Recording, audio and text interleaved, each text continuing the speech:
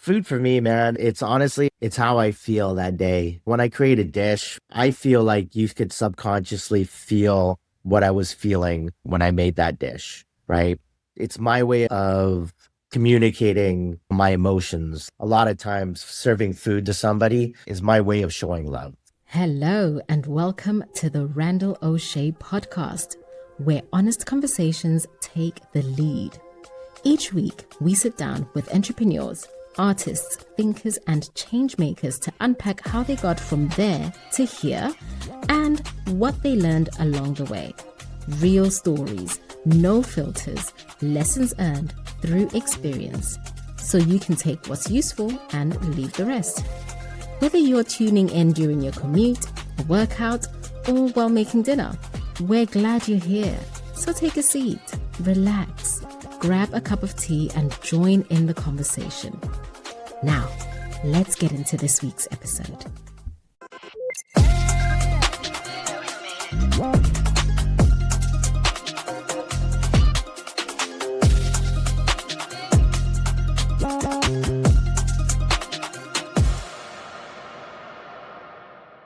Today's guest is Chef Nick Liu. He is a Toronto-based executive chef and owner of the award-winning restaurant DaiLo and cocktail bar Lopan. Chef Nick, welcome to the show. Looking forward to our conversation today. Yeah, thanks for having me. Absolutely. So the format of the conversations is how people got from where they were to where they're at today and how that journey happened. So I guess a good place to start as any is, what did life look like for you before cooking or food became a part of your path? Yeah, I think before cooking became a part of my past, I was really troubled. I was kind of a dickhead, kind of lost, didn't really know what my direction in life was going to be. Got into trouble with the law a little bit and just wasn't really focused in school. Back in the day, there was certain people that had issues with school that they didn't really know how to teach. And I kind of fell under that category. I was a little bit of the kid that kind of fell through the cracks. I had a lot of attention issues and lashed out and blamed the world.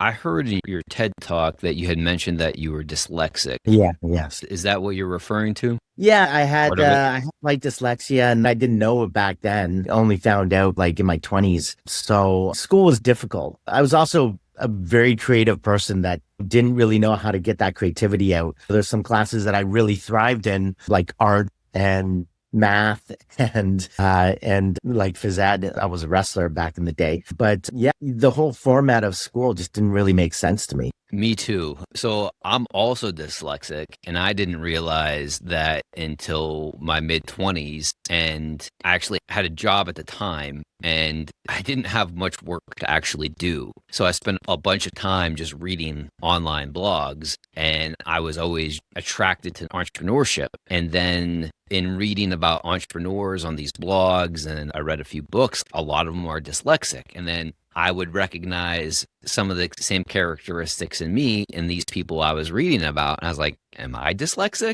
And then I just went through, I did self-diagnosis. Yeah, certainly. Yeah, I fit that exactly. And when I was in school, it wasn't a thing that was ever addressed. But I remember back in elementary school, for spelling and reading class, I would go to a different classroom, and they called that special reading. And I was like the smartest kid in special reading. I could take my spelling test every Friday or whatever, and I would get 100 because a special reading teacher would give me back the words in order in which I would study them. But if I was in the other classroom with everybody else, the teacher would mix up the words, and then I would do far worse on the exam. But yeah, I went through elementary school, high school, college without having an understanding of I learn differently than everybody else. So is any of that similar to your path? Yeah, definitely resonate. I was put into special education class, and that kind of made things worse, right? Because then you're kind of labeled as this dumb kid. And there's only so long you can be called dumb before you start believing it. And when you start believing it, it's just, why try? Well, there's many other more fun things I could be doing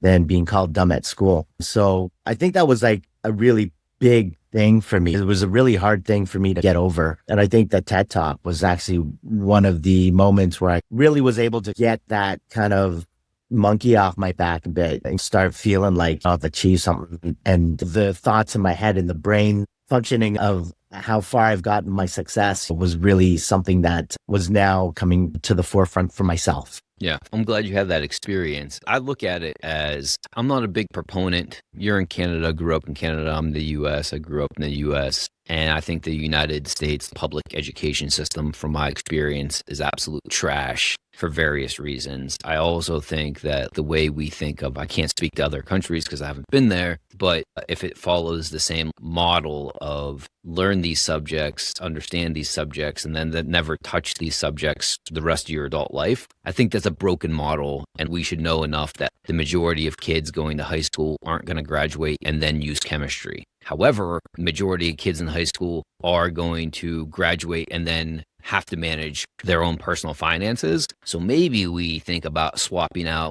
chemistry or trigonometry or these things that rarely you touch when you graduate with personal finance. Again, thinking of it from, I guess, a dyslexic's point of view, like I don't love math, but I love finance and business. If I would have been taught more business classes in high school than chemistry or science or physics, I would have enjoyed my time much better, and I probably would have been set up for a more successful earlier adult life. Yeah, I think for me, I never realized like I was a visual learner, right? So I went through this whole process of trying to learn from a book and trying to memorize things. But the minute I stepped in a kitchen, right, and was shown how to do something exactly from beginning to end, I could pick that up instantly and be successful at that. And then it only resonates with me now and makes sense. That was a visual artist. I was trying to get into art before I actually found cooking. Just fell into cooking, tell you the truth. I wanted to be an artist. I wanted to do animation. I wanted to do amazing things with a pen. And I still do. I still draw and I still do a lot of things visually. When I found out that I could learn by watching someone do something, I could do it very quickly too, better than most people. I think that's where I just started to cling to that, right? And that's not even realizing that I had some type of disability, right? And I just do that, right? This makes me successful. People think I'm good at this because I can do that. And it's like, I think the first time I was told I was good at something, being told I was shit at something for my whole entire life, that's really why I grabbed onto that cooking thing and just ran with it. And that became really the most important thing in my life because it was the only thing that ever made me feel good. Yeah, I think there's some similarities here too. I'm not a professional cook. I have been a professional cook. So my first job was in a restaurant, like 17, I think, maybe 16. I don't remember exactly. I was a dishwasher. And then the other cook that they had hired was also about the same age, but he was shit. So like a couple weeks into our tenure, they're like, oh, do you guys want to switch? Because we need somebody else to try to be the line cook. I was like, yeah, washing dishes sucks. So to your point, I picked that up quickly and I wouldn't want to do it now because I don't have the stamina for the heat and the hours in the kitchen. I've gotten too soft, but it's something I really enjoyed. And as I think back to why I really enjoyed it or why I enjoyed it so much is because I think it's one of the things I became good at that required the least amount of effort. And I've had a career in finance and I've had to study for a Series 7 exam and a Series 10, but to pass those exams, I would have to put in 10x the amount of studying as my peers did to pass those exams. But in a kitchen and cooking, I'm an exceptional cook. And like I could go in, I had a part-time job one summer. I was working for a financial institution and I just wanted to make some like extra money that summer. So I just was like, well, what am I going to do? So I went and I asked this like fine dining restaurant if they needed any help. And they're like, hey, yeah, come in, we'll see how you do. And then one of the biggest compliments I think in my life was like, this was over a decade ago and I still remember it, but he's yeah, like I can see, you know exactly what you're doing. Like you fit in here, you move around the kitchen the way people move around the kitchen. I can see how you've done it before. And it's just like muscle memory. But as I thought about why I liked doing that so much, I think it comes down to the fact of that's the thing in my life that I became exceptionally good at with the least amount of effort compared to all other things that I have become good at in my adult life. Yeah.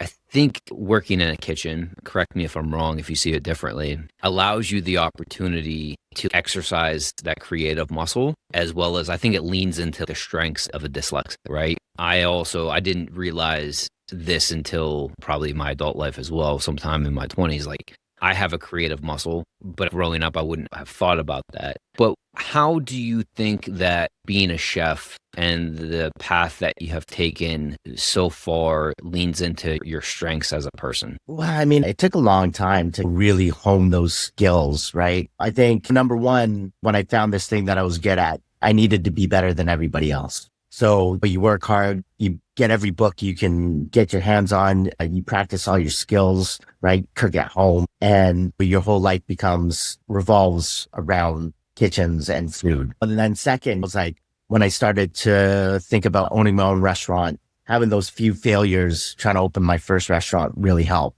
And then finding the right partners that kind of made me understand the numbers, right? And working with them and they understanding how my mind works and how I can manipulate food cost into dollars and understanding percentages, not quite like numbers in a sense, but understanding the percentages to a T and how to manipulate each percentage to making X amount of extra dollars for that restaurant. I think all of these things really, I'm a little bit of an addict when it comes to like things, right? And stuff, right? I get addicted to like what I'm doing and cooking or the numbers, or I get so focused into stuff. All of those things, all those processes that I've taken to this point where I am now kind of really build the person that I am. And I think there's also a lot of two sides of the story because right now I'm getting to my 50s and yeah, I've got 2 failed marriages and I'm looking to have more of that work-life balance and actually trying to really figure that out for myself. Because for a long time, I look back on it, look at my whole career, 30 plus years. And sure, I've got a great success in that area, right? But I've got a lot of failures like in my personal life. What do you think drove you to be primarily focused on being addicted to becoming a great chef, a great restaurateur that has set you on this professional like trajectory of professional growth and success? Obviously, it was unbalanced and you're reflecting on that now. But what was the genesis of I got to figure this out and not be dismissive, but like maybe put on the back burner, put on hold these other aspects of my life? Yeah, I don't know. I'll tell you the truth. I just think nothing really made sense outside of a kitchen to me. You know, I mean, when I was in a kitchen, just like everything, just like I saw the Matrix. It's like everything made sense. I could see the future. I can see like, I know the flavor combinations. I used to dream about dishes, right? Before I made them. And I would dream about them every single day. I'd create this dish in my head while I was dreaming, wake up, write it down. And then the next day I'd dream about like how to execute it. And every single day I'd dream until I could actually put it on a plate. Then I put it on a plate for the first time. And it was like, I already knew how to make it. I already knew what the dish was. And like everyone around me was like, what the fuck? How did he do that? But I practiced in my sleep. And it was just like, I don't know what it was, but it was really just, it was the only thing that really made sense in my life. And it was like it was the only thing I thought I was good at too. So it was just something that I had to do. It was like, this is the only thing that makes me feel the way that it does. It made me feel free. So I just needed that feeling. Is that because you felt validated and like a success and it released some good endorphins? You got your dopamine hit because of it and you doubled down or just like focused on that area because you were doing this thing that made sense and made you feel good and other areas of your life didn't at that time? Yeah, 100%. I mean, you know, I guess my personal life, like I have so many friendships that I fell to the side. And back in those days, before I understood business and numbers, I was living paycheck to paycheck, hanging out at the bars every night. And it was also like the whole culture of it too, being in the forefront of this young Toronto, like chefing and restaurant culture and building these communities within this broader community was something that was really exciting for me too. I did a ton of collaborations back in the day. I was a part of this little group that we call ourselves a group of 7 chefs. And we put together these events. We'd be doing all these events and we noticed this was like the only time we actually got a chance to hang out. We do these events with each other, see each other cook, right? Get inspired by the things that they were doing, watching them move, watching their brains work in the kitchen. And we figured, well, like, why do all these events for these people? And we're not making any of the money. We come and we donate our time, we donate our efforts, right? And we get our food costs paid for and they pay for our drinks, right? So while we just do this ourselves and we started doing events every month, and we actually got a chance. This was like way back before these things were even heard of. Chefs collaborating and doing pop-ups and all this stuff. The way I set my restaurant was doing a pop-up. And that was before pop-ups were even big. It was just something I saw that was happening for like clothing stores in New York. So it was something that kind of I applied to get attention. It really blew up. So yeah, so man, this culture was amazing. The sort of things that we were doing back in those days, which was like so fresh and new.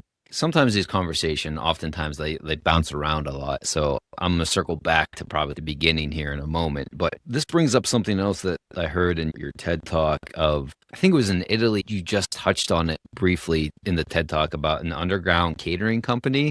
That sounded awfully interesting. So I wanted to make sure you just kind of passed over that when you were talking. So tell me a bit about because you're talking about communities and collaborating with people. I'd love to hear about this underground catering company in Italy. Yeah. So I went over to Italy with a buddy of mine. And we were broke and we were trying to get any job we possibly could, like handing out flyers and stuff and doing some really dumb stuff. And we met this DJ at one of the bars and we became really good friends with us. And we actually became almost like our godfather. He used to come over and bring us food and get us to cook for him once a week. And he was like, hey, why don't you come to the club and do some food before, kind of like a little cocktail hour, kind of get the people in, and then I can have a full floor before I get on to the ones and twos, right? So we did that and became hugely successful. And we started off with one club or one bar. And then by the time we had to leave, or actually 9/11 hit, we were doing 4 or 5 different locations a week.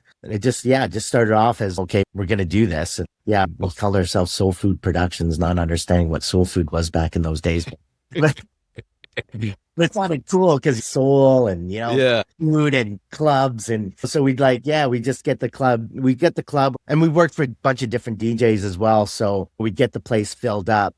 And then the DJ would go on. It was like a opening cocktail party where we did do a few kind of bites and had a table set up at some places where we'd have food. And then, they'd come and drink and eat. And then the DJ would come on. At what point did you realize, not that like you could cook and do it well, but that you could do it as a restaurant owner at your own place? What was the aha moment of, I'm going to stop doing this for other people. I'm going to start doing it for myself? Yeah, I think I was working at a place called Niagara Street Cafe. It's a 30-seat restaurant. And I came back from doing 3 years worth of traveling, working at Michelin star restaurants. And it was my first chef job as like the head chef. 30-seater, was open 5 days a week. But like I was so just focused back in those days. I was working 7 days a week. So I'd come in on Monday and Tuesday and prep. Right. And then the rest of the 5 days we were open for service, and I was making everything. I was making my own charcuterie. I was making bread, butter. I had growing my own herbs out back and seedlings and sprouts. And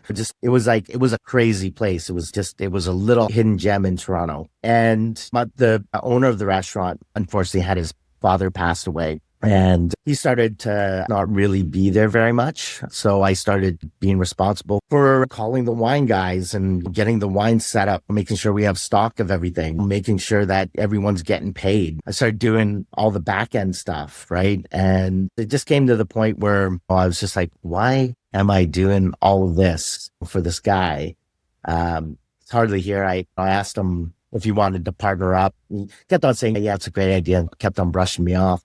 So after being brushed off multiple times, it's just like, I think it's time for me to do my own thing. Okay. I thought you had mentioned, or maybe I misheard, but was there a failed restaurant attempt in there? So I guess I tried to open DaiLo like before. So it was going to be called DaiLo. Okay. Very young and very immature, but I was trying to do things to get attention. This is like when I was doing the pop-up. So it was called DaiLo Pop-Up.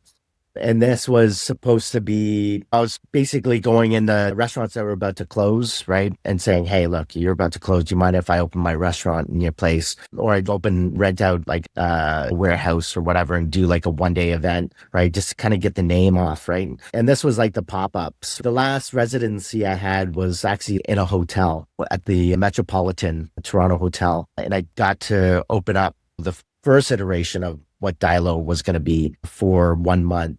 And during that 1 month, right, my very last day of that event, I was in New York. Me and the group of 7 chefs, we were doing an event at the James Beard House. And I knocked on a whole bunch of doors, talked to a bunch of different chefs. And so I talked to Andy Ricker from Puck Puck, and he came down to do an event with me the last day. But I brought down these 2 Michelin star chefs from the States. And that was like something that never really happened before in Canada or in Toronto. So that was like, I got all this crazy attention from doing all these things. And I was looking at spaces, and one after another, these spaces would fall through. I'd dig myself in a digger hole of debt.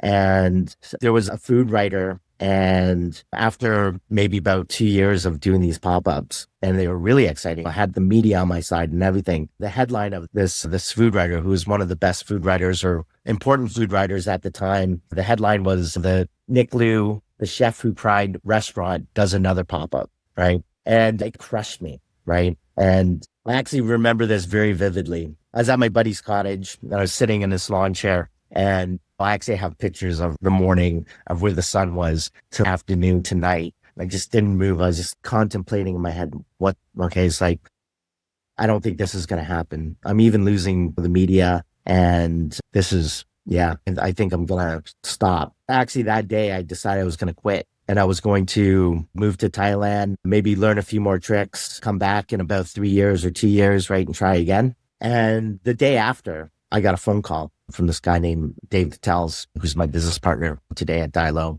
And he was like, hey, I really want to open a new Asian kind of restaurant. And I heard you're the man to talk to. And yeah, it was weird. I was so in debt, was homeless for a little bit, had to live in my car before I could admit defeat and admit that I failed that I was looking around. I was like, I got to move back home to my parents, Everything just felt so depressing. It was this dark fantasy where just nothing would go right. I had nothing. I was so in debt and felt like people were against me as well, especially with the media going against me and the pop-ups starting to not do as well. And I don't know, man, it was like the world just wouldn't let me quit. It was like at that moment when my partner called me, was like, you have done absolutely everything you needed to do, right? We're not going to let you quit. The world finally kind of answered and was like, here you go. And that was really the start of the second side of my career, really, as an actual chef owner. So Steve Jobs did a commencement speech at Stanford. I didn't go to Stanford. I watched it on YouTube, but it's a quite famous speech. And he says something like, you have to have faith, whether that's like in the universe, whatever God you worship, that like somehow these dots, your path is going to make sense. And he refers to your different spots in life as like dots, and the dots, you can't connect them. But looking backward, like everything makes sense. Just hearing your story a bit about how you got to owning your restaurant, everything made sense. Like everything that you did led you to where you're at today. But in the moment, sitting at that cottage, you couldn't see the next dot that was to come. Thank you for sharing that. So with the restaurant, I would be curious to know a little bit behind the scenes of maybe some of the discussions between you and Dave, how you like hashed out what this was going to be, what the financing was going to be, if you're comfortable with that, like just maybe a high level or as in detail as you want to get to of like how you go from that conversation to like opening night. Yeah, I think the most important conversation I had with Dave was when we had this first meeting, and it was him and his wife, and it was at a restaurant. I walked in, and I've had so many other people reach out to me with money and dreams, and I'm here for you. I got money for you, blah, blah, blah. Put some money down. I'd find a place, put some money down, and then all of a sudden that money's disappeared and they got no money and they invested in something else and whatever. It was so many excuses, right? So I went in that meeting kind of not believing it and just thinking, okay, well, here's another guy that's promising me the world. And I walked up to the table and I kind of said to them, and I was just like, before I sit down, I just want to let you know I'm not going to do this for any less than 50% partnership. Dave was like, I wouldn't expect anything less. Please sit down. So I think going into that meeting, I had nothing to lose. Like I said, I was like living at home. I was like so broke. I was like, had debts. I had 3 credit cards I was trying to pay off and living off of. And I think like when you have nothing to lose, right? You have the balls to just be like, look, this is what it's worth, man. This is what it's worth to me. All the offers before, like 10% ownership, 20% ownership of something that I built, right? Yeah. And yeah, that was like the pivotal moment of having that 50% control and 50% partnership, where I actually felt like I wasn't just an employee or a glorified employee. And having a really strong, supportive partner who's in finance and finance background really made me understand a lot of kind of the business side of things too. So Dave, my partner, doesn't really have much to do in the restaurant anymore. It's been 12 years. So he's still a partner, but not really to the day-to-day running of the restaurant anymore. But yeah, we've had our fights, man. We're both really strong, kind of minded individuals. But it was amazing because we could have these really huge blowouts, not talk to each other for a day or two, right? Then come back to the table and kind of, have, okay, you know what? Let's try that. Or you know what? Maybe you're right. Let's try that. How has having those disagreements, I guess, either strengthened or weakened your relationship? It sounds like they've strengthened it. I would be curious to know if there's any particular characteristics that you recognize in yourself or in Dave where that dynamic is able to work. Where I know some people that don't like any confrontation in life across any domain, whether work, getting into argument with the cashier at a gas station, or in their personal life, they will just depart the scenario. I think those confrontations are important, both positive and negative, right? During those confrontations, you can either learn a lesson or you can get confidence. You can either prove your worth and prove your words, or you can be humbled and learn a lesson. So I think these confrontations are important to happen as long as you have the right partner that won't take it too personally. I think the number one thing in running a successful business is choosing the right partner first. I tell that to any single person, any chef that is about to open a restaurant, right? Know your partner. Make sure that you guys are solid together no matter what. So if somebody is in a similar situation that you were prior to meeting Dave and then wants to open up their own restaurant and is assessing potential partners, what are some questions or ways that you would recommend that they approach those initial conversations with potential investors or partners that maybe you wish you would have done differently, but being where you're at now, you know better? Yeah, I wouldn't be afraid to ask questions and never be afraid to talk about money first. I find that a lot of these conversations, even now, people want to open this or partner up. The last thing they want to talk about is money first, right? They want to get you hooked and they want to get you excited. And then they're like, oh, I'll give you 5%. So it's always good to know the expectations of what your partner is. I think the worst partnership to get into is someone that's greedy, right? When you have a greedy partner, that partnership's going to crumble immediately and they will never be on your side, no matter what.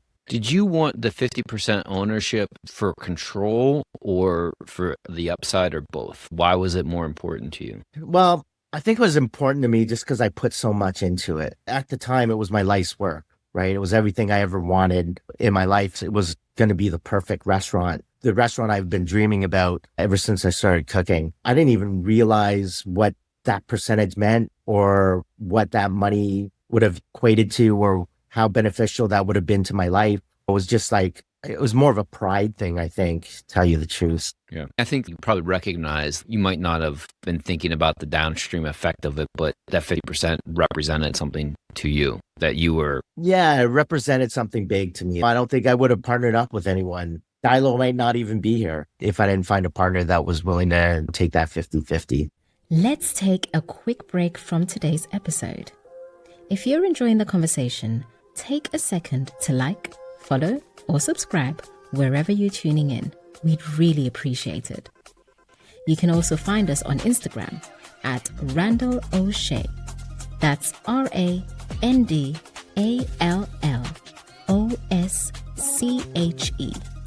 And check out more at podcast.randallosché.com, including show notes and other resources from today's episode. All right, back to the conversation.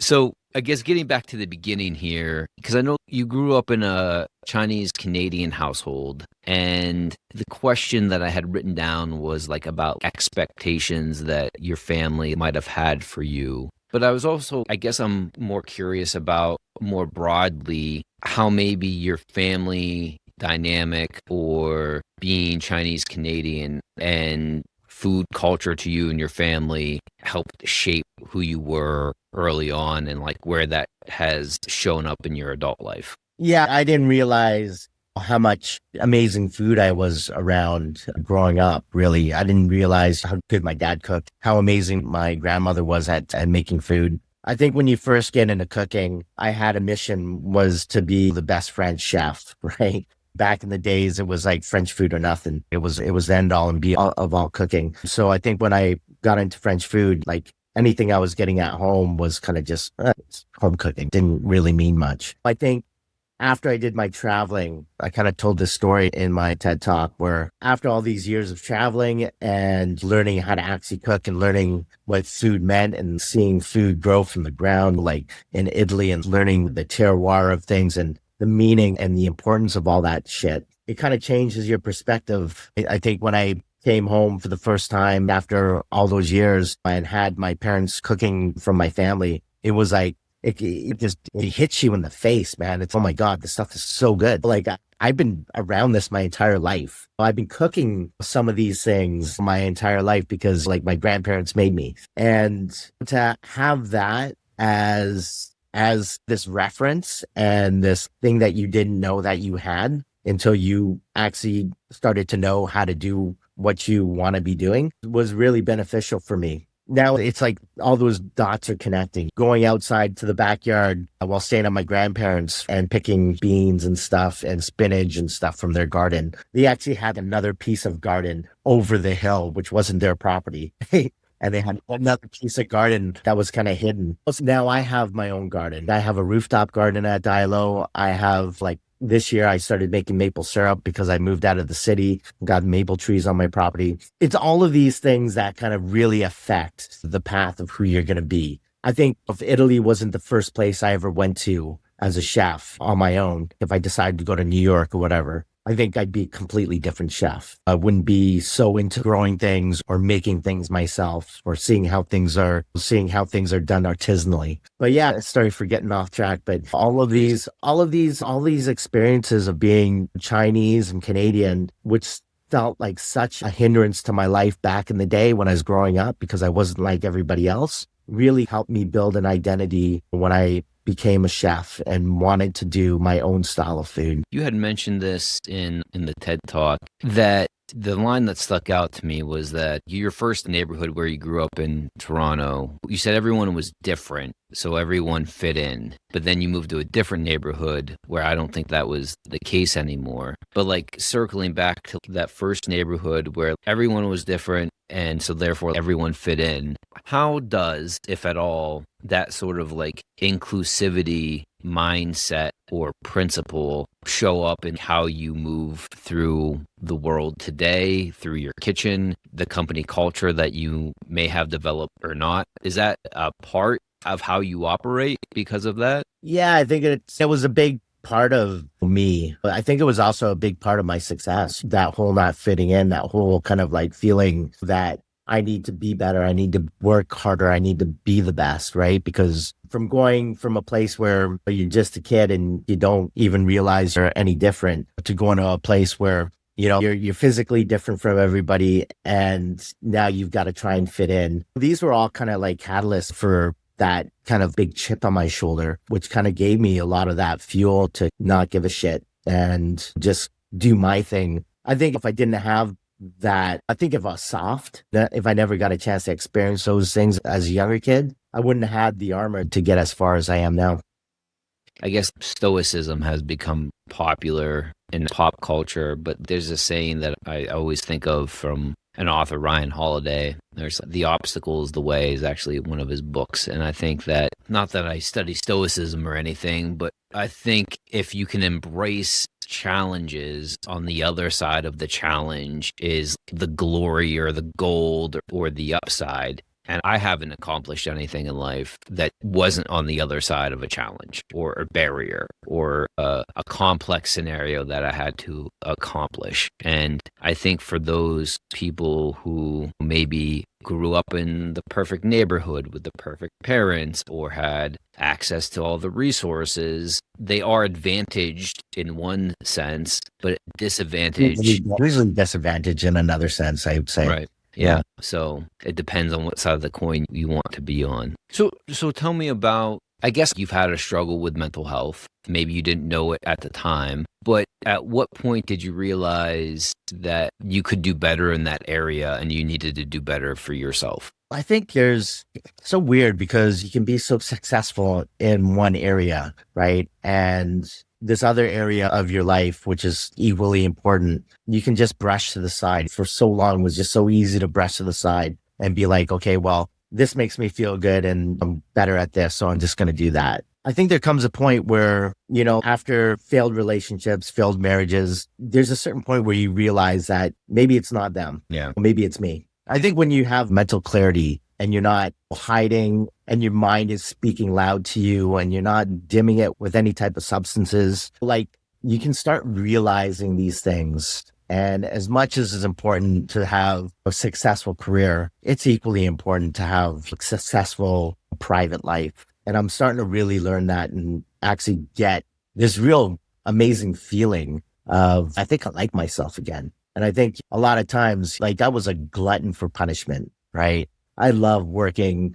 nonstop. I love being the hardest person in the bar. I love just being hard. But yeah, man, I think I did that to silence a lot of noises in my head. Once you had this realization of, I need to do better for myself, what actions did you take to then set you on a path to 12 months later there you've been sober? You sound like maybe you were before, but like in this conversation, you're very self-aware, very self-reflective. I think that in my observation of society, that's a superpower because so few people show the ability to analyze who they are, how they're moving through the world for whatever reason. So like I'm like sensitive to it and I pick up on it. But what tools, what things did you start to do differently to put you in the situation where you're at today to be like, yeah, I like myself again? Yeah. One, it really started with the sobriety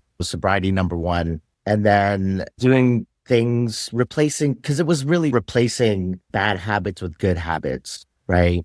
And I started off with doing a lot of cold plunge and meditation, yoga, and I have a very good friend, Mike Nguyen, who was almost like a health guru, super, super successful guy as well, way more successful than I am, does everything. But he was like the first person that got me to build like a vision board. What I want to achieve next week with my life, what I want to achieve by this certain date, and then what I want to achieve by 50 and 60. And writing these things down and having a picture or a vision to relate that to and putting that on your fridge and looking at it every day really helped me focus to get on track to where I am today. And I don't know. I'm also just like, I feel like I'm just better to a lot of people now too, like my employees, right? And there's just a big shift in the way that I realize how I talk to my staff, right? And how I talk to my parents and friends. I don't take people for granted anymore. I would like to think I'm a pretty self-aware person as well. And there's things that I do that I think help me become that person. And I journal every day, twice a day. I journal in the morning, I journal in the evening. I haven't done that forever. I've been doing it for maybe, I guess, a long time now, maybe 10 years. But like I started at some point. So I started in my 30s at some point. And that's one of the things where I recognize that 5 minutes in the morning and 5 minutes at night helps me in all other areas of my life, right? I recognize that working out is something that I do consistently, and I'm a better person to those people around me when I journal and when I work out. When I don't journal and when I'm not working out, when I'm not eating healthy, I feel like shit. I probably look worse than I should. And then, like, I'm not abusive to the people around me. I'm just kind of a prick. The little annoying things that people can do, because we're all humans, nobody's perfect. Be like, stop doing that thing. But if I'm, like, grounded, I guess is the right terminology,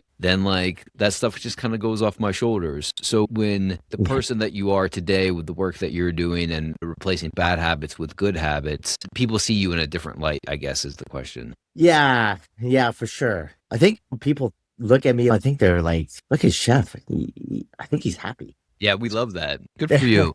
Yeah, and it is getting into the gym. Like I think I've started getting in the gym now for maybe a month, and I'm running like 4 to 5K at least 4 times a week. And I haven't done this since I was in high school, man. Yeah.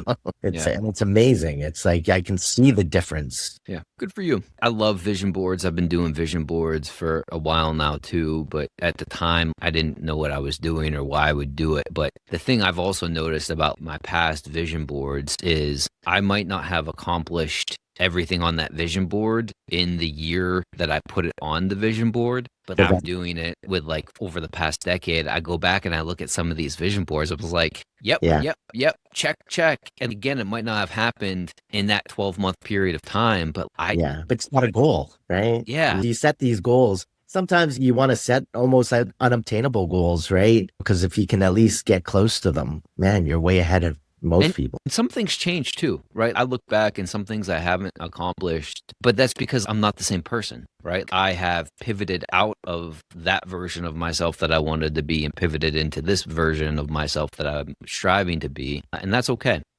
Are there things that you do consistently now that you recognize that help you be the best version of yourself? Maybe working out is perhaps one of them, maybe growing your own food is one of them, but any habits that you do on a daily basis that help you show up in the world and have people now say, look at Chef, I think he's happy. Yeah, definitely being in the gym helps, but it's also the simple things that you don't really think about, just being genuinely kind to people, just being good to your partner. And like my new partner's got kids, and having kids around is also pretty rewarding. Yeah, it's challenging, but also extremely rewarding. I love getting my hands in the ground. I love getting my hands dirty. Yeah, I have a desire to have my own herb garden, to grow my own vegetables. That also contradicts this other version of myself that I have, which is I don't want to be tied down to any one location. So maybe at one point I'll have that garden. I was growing herbs at my house. I was living there. It's now being rented out. But in the back, I had a courtyard and I was growing some own herbs. And I thought it was the coolest fucking thing to do, that I was like serving breakfast one morning and I had a fruit bowl. And just as a garnish, I went out and I got some mint off of my plant and I put it on the plate. And I was like, yes, this is a total boss move. It is. It is a fucking boss move, man. The thing is, you grew that, man. You grew that with your own hands, right? Yeah. There's such a huge respect to knowing where food comes from and watching it grow from seed and taking care of it, and watching that get to the best quality as possible. I grow tomatoes for the restaurant during tomato season. Such a short season here in Toronto. I have seeds that I've been growing, taking the first tomato, sacrificing it for its seeds because it's going to be the strongest tomato, and regrowing them every year. But I've already got seeds planted in little pods upstairs underneath the skylight. Already got my first bunch of flowers. Hopefully they didn't die because we got a little bit of a frost today. We use those for garnishes for the cocktails for a cocktail program. I love growing things that we can put on our own plate. The maple syrup that I was tapping from fresh sap and boiling it down. The first batch I made was shit, right? And then the second batch was great. And the third batch was amazing. This last batch I made was insane. And it's just learning and understanding what you're doing with this thing, this raw product, right? And how to make it the best it possibly can, because there's just a natural connection that I get personally from those type of things. Yeah, it's zen, bro. I think it'd be like absolutely rewarding, just in the biggest way. One of the questions I had, when you are at the restaurant and you put food on a plate and you serve it to a guest, what does that mean to you? So food for me, man, it's how I feel that day. When I create a dish, I feel like you could subconsciously feel what I was feeling when I made that dish, right? It's my way of communicating my emotions. A lot of times serving food to somebody is my way of showing love. And for the longest time, it was the only way I knew how to show love, tell you the truth. I'd fuck up so many times and I'd cook you a great meal, and then all of a sudden all of those anger or negative emotions would just kind of fade away. And you can feel that, yeah, man, I still love you. For me, food is such a deeper aspect of everything for me. It's been my everything for a good part of 30 years. And it's still the biggest way I show people I love them. Yeah, I love that. A couple questions I always like to ask guests before we wrap up here. What advice would you give your younger self? Yeah, be nicer and kinder to yourself. Yeah. And what is the most influential book you've ever read? Whoa. When I was cooking, the book that, there's Harold McGee on food and cooking. That was like the whole science of, it just changed my whole trajectory of understanding food. Now, the book that I read the most or just read little inserts is The Way Forward. And yeah, White Heat, Marco Pure White was like one of the first books that really made me want to be a chef. I think that was like, it's still in my heart as one of the greatest cookbooks because it just changed the way we wrote cookbooks and changed the way people thought about what chefs were and restaurants were. Side note, have you ever read the Anthony Bourdain book, The Kitchen Confidential? Yep, Confidential? Yeah, Have you yeah. read that? Yeah, of course. Yeah. I think for people who haven't worked in restaurants before, it's a unique beast, good and bad. And I think that book did a lot to help people that weren't exposed to those environments understand those environments a bit better. Yeah, that also glorified it a bit, right? There's a lot of things that kind of glorified the dirty parts of the kitchen. It made it okay for us to be a bunch of crazy pirates and act like a bunch of crazy pirates and be okay with it. And people actually be like, oh, yes, you're amazing. You're a chef. I was like, no, I'm an asshole. Right? Yeah. Don't clarify this, man. Perhaps a better way to do it. So for the listeners that have been listening along and maybe want to follow you on social handles or find your restaurant, maybe make a reservation, where can they find you at? Where can they find the restaurant at? Feel free to plug whatever is most important for you. Absolutely. So you can find me at Ninja Chef on Instagram, DaiLo.com if you want to make a reservation at DaiLo. And Cafe Rene is also a place where I'm a partner at. Amazing French food. And we'll be opening a new place called Ginkgo, hopefully in July. And that'll be like Eglinton and the Bathurst area. Excellent. Chef Nick Liu, executive chef and owner of the award-winning restaurant DaiLo. Thank you for your time today. I had a great conversation. Hope you enjoyed it as well. Awesome, man. Thanks. Great talking to you. And that wraps up today's conversation on the Randall Osché Podcast. Thanks again to our guest for sharing their time, knowledge, and lessons with us. If the episode brought you any value, the best way to support the show is to follow or subscribe on your favorite platform. That helps us reach more people like you. You can also visit podcast.randallosché.com for blog posts, full transcripts, and other episode resources. Thanks for tuning in. Until next time, stay sharp, stay curious, and keep moving forward.